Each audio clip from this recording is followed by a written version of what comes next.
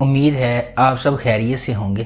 اگر آپ نے ابھی تک ہمارا چینل سبسکرائب نہیں کیا تو اسے ابھی سبسکرائب کر لیں اور بیل آئیکن کو دبانا بالکل بھی مت بھولیں۔ شکریہ۔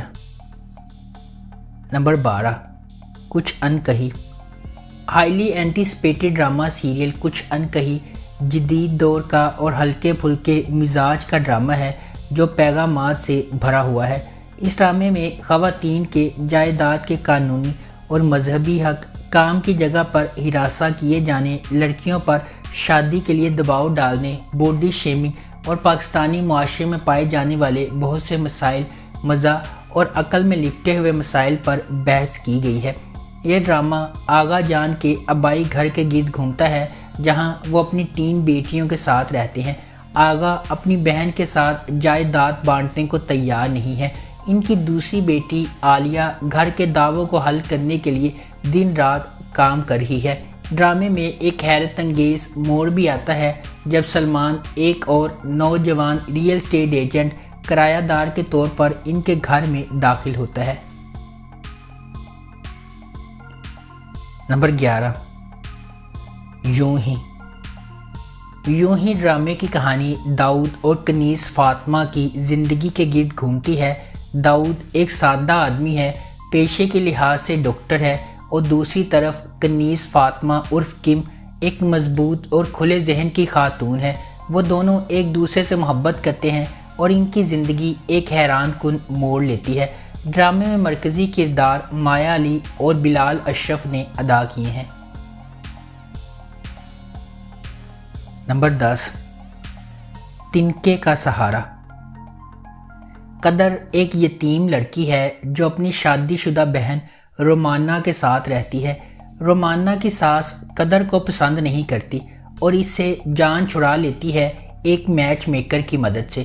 وہ اس کی شادی ایک سست آدمی حماد کے ساتھ کرتی ہے جو سارا دن آرام کے علاوہ کچھ نہیں کرتا، جس کے لیے اس کے خاندان کے تمام افراد اسے طعنے دیتے ہیں۔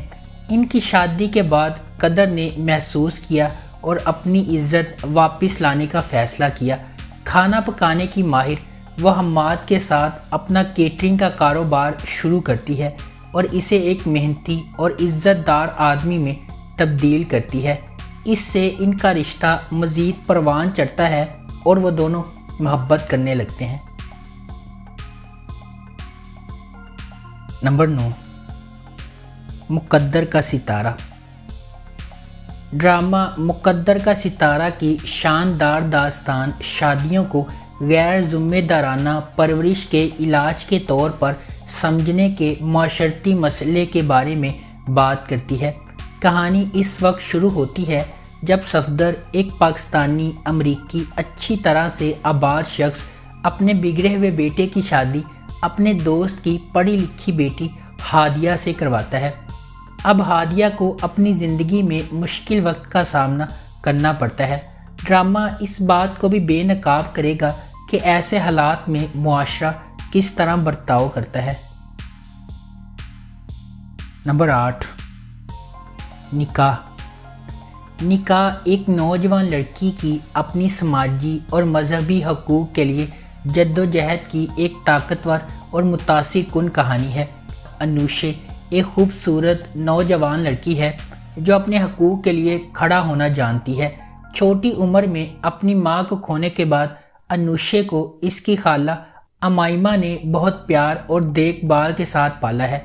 امائمہ انوشے کے اصرار کے بارے میں تھوڑی ہچکچاہٹ کا شکار ہے اور اکثر اسے سمجھاتی ہے۔ کلاس فیلو اور بہترین دوست انوشے اور حارث ایک دوسرے سے محبت کرتے ہیں اور جلد ہی شادی کرنے کا ارادہ رکھتے ہیں۔ اس کے برعکس حمدان ایک خوبصورت نوجوان ہے جو ایک امیر گھرانے سے تعلق رکھتا ہے اور اپنے باپ کا اکلوتا بیٹا ہے۔ وہ انوشے کے ساتھ پہلی ہی ملاقات میں اس سے محبت کرنے لگتا ہے، تاہم وہ انوشے کے انتخاب کا احترام کرتا ہے۔ نمبر 7، سرِ راہ۔ ڈرامہ سرِ راہ مجموعی طور پر تبدیلی کو اپنانے اور پاکستان کی خواتین کے لیے تمام وزن کم کر کے اونچی اڑان بھرنے کے خیال پر بحث کرتا ہے۔ سرِ راہ ایک غیر معمولی طور پر لکھا گیا ڈرامہ ہے جس میں ان کہانیوں پر بحث کی گئی ہے جو ہمارے چاروں طرف بکھری ہوئی ہیں، لیکن بدقسمتی سے ہم ان پر روشنی ڈالنے سے کتراتے ہیں۔ سر راہ ان خواتین کی کہانیاں شیئر کرے گا جو بچپن کی شادیوں کا شکار ہیں، ایسی لڑکیاں جو صرف اپنے جنس کی وجہ سے ہراسمنٹ کا شکار ہیں، بیٹیاں جو اپنے باپ کی مدد کرنے سے قاصر ہیں کیونکہ ان کی عزت داؤ پر لگ جائے گی، اور خواجہ سرا انٹرسیکس کمیونٹی کے افراد جو اپنی شناخت کی وجہ سے ذلیل ہو رہے ہیں۔ نمبر 6، کالا ڈوریا۔ کالا ڈوریا ماہ نور اور اسفند کی زندگی کے گرد گھومتا ہے، جن کا کردار بالترتیب ثنا جاوید اور عثمان خالد بٹ نے ادا کیا ہے۔ ان کے خاندانوں کے درمیان محبت نہیں ہے اور وہ مسلسل لڑتے رہتے ہیں۔ وہ دونوں ایک ہی کالج کے طالب علم ہیں اور ایک دوسرے کو مسلسل چھیڑنے کی عادت رکھتے ہیں۔ اسفند اور ماہ نور کی لڑائی ایک دلچسپ رشتہ ثابت ہوا جو ان کے درمیان استوار ہوا تھا۔ آخر میں وہ ایک دوسرے سے محبت کرنے لگتے ہیں، تاہم یہ خبر ان کے اہل خانہ کے لیے چونکا دینے والی ہے کیونکہ وہ اس خبر کی شدت کو بھی نہیں سمجھ سکتے۔ یہ ایک محبت کی کہانی کا زاویہ ہے جو یقینی طور پر سب کی توجہ حاصل کرے گا۔ نمبر 5، فرق دو مختلف افراد عرصہ اور کمال کی کہانی ہے جو سمجھوتہ کرنے والے حالات میں ایک غیر معمولی یونین بنانے کے لیے اکٹھے ہوتے ہیں۔ باہر سے لگتا ہے کہ عرصہ اور کمال ایک دوسرے کے لیے نہیں بنے ہیں، وہ کردار، زندگی کے انتخاب، خواہشات، سماجی اور اقتصادی پس منظر کے لحاظ سے بہت مختلف ہیں۔ ایک طرف عرصہ عیش و عشرت کی زندگی گزارنا چاہتی ہے جبکہ کمال اس تنہائی سے تنگ آ چکا ہے جو اس کے گھر کی پیشکش ہے۔ ایک جوڑے کے طور پر ایک ساتھ ہونے کے باوجود کیا دونوں کبھی اپنے آپ میں سچائی کو دیکھیں گے کہ وہ کون ہیں اور زندگی سے کیا چاہتے ہیں؟